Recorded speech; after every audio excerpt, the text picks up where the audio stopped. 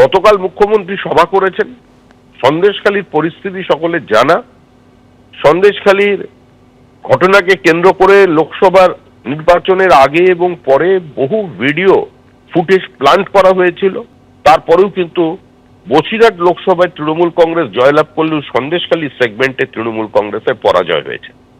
গতকাল মুখ্যমন্ত্রী গিয়েছিলেন, মানুষের জীবন জীবিকা লুট হয়েছিল, তিনি তার প্রতিবাদ করেননি। আজকে বিরোধী দলনেতা সভা করবেন মুখ্যমন্ত্রীর পরে, সেই করার অধিকার তার আছে, কিন্তু আজকে পুলিশ সেখানে সভা করতে দিচ্ছে না। আজ সন্দেশখালীতে শুভেন্দু অধিকারীর সভা রয়েছে, অনুমতি দেয়নি পুলিশ। সভার জন্য আগেই সন্দেশখালী থানায় আবেদন জানিয়েছিল বিজেপি।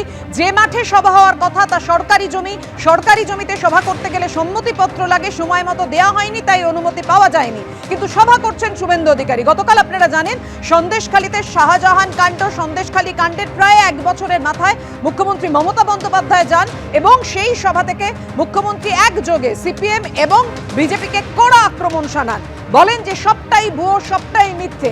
আর আজ সন্দেশখালীতে শুভেন্দু অধিকারী সভা করছেন।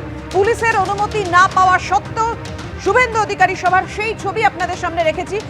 পাপিয়া, গত কয়েকদিন আগে তুমি জানো যে শুভেন্দু অধিকারীর ওপর বাংলাদেশ থেকে আসা জঙ্গিরা হামলা করতে পারে, এই একটা থ্রেট রয়েছে এবং সেখানে গোয়েন্দা দপ্তরের কাছে সেই খবরটি রয়েছে। আর যেখানে আজকে সন্দেশখালীতে শুভেন্দু অধিকারীর সভা, সেখান থেকে জলপথে বাংলাদেশের দূরত্ব বেশি দূর নয়।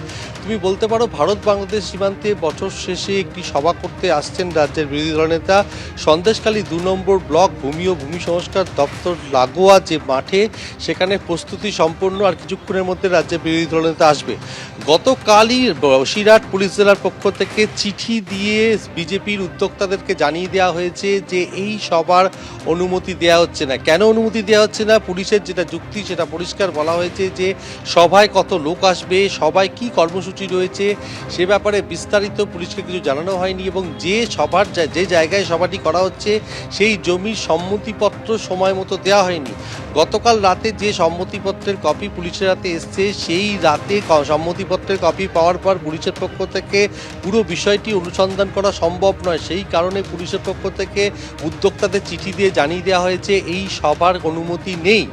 অপরদিকে বিজেপির পক্ষ থেকে দাবি করা হচ্ছে সভার যথেষ্ট অনুমতি নেওয়া হয়েছে। সন্দেশখালী থানায় লিখিত চিঠি দেওয়া হয়েছিল যে এখানে রাজ্যের বিরোধী দলনেতা সদস্যপত্র সংগ্রহ অভিযানে আসবেন, জনসংযোগ কর্মসূচি রয়েছে তার, কিন্তু সেটা চক্রান্ত করে তাদের সভার কোনো অনুমতি দিচ্ছে না পুলিশ। তুমি জানো যে গতকাল সন্দেশখালী মিশনের মাঠে বহু প্রতীক্ষিত ছিল যে রাজ্যের মুখ্যমন্ত্রী সন্দেশখালীতে আসবেন এবং মুখ্যমন্ত্রী আসেন, সরকারি সুযোগ সুবিধা প্রদান কর্মসূচিতে যোগ দিয়ে যান।